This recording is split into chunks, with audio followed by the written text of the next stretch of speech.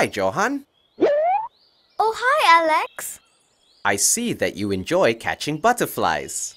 Yes, that's what I do when I'm free. Have you caught any?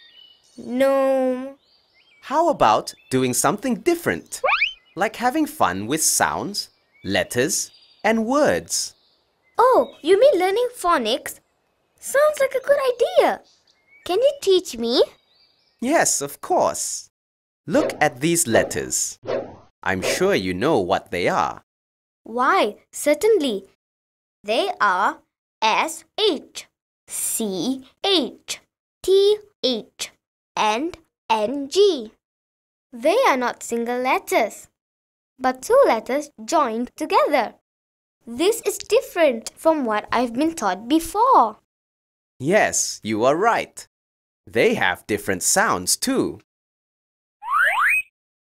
Huh? Different sounds?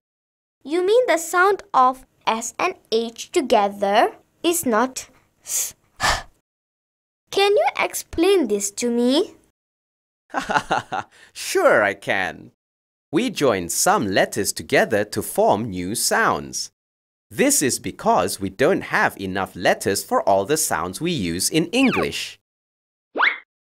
I know. There are only 26 letters in the alphabet. Does this mean there are more than 26 sounds in English? That's right. There are about 44 different sounds used in the English language. Ah, so when two letters are joined, it's as though they are a new letter of the alphabet, having a different sound. That's correct. For example, S and H, when joined together, have one single sound. This sound is not S and H joined together, but a completely different sound. The sound of SH is sh. Say after me. SH. Sh. S, H, sh. Good. Let me show you other pairs of letters that are joined to make a single sound.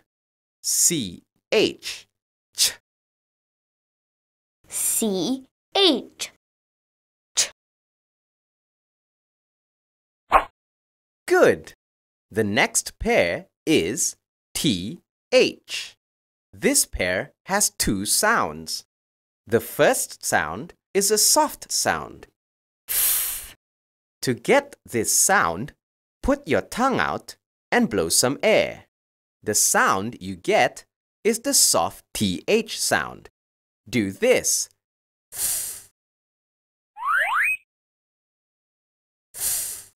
One more time. Good. The other sound is th. To get this sound, put your tongue out as before. This time, make a sound as you blow the air out between your tongue and your teeth, like this. Th. V, One more time. Th. V. Well done!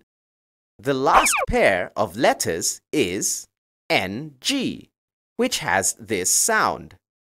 N, G.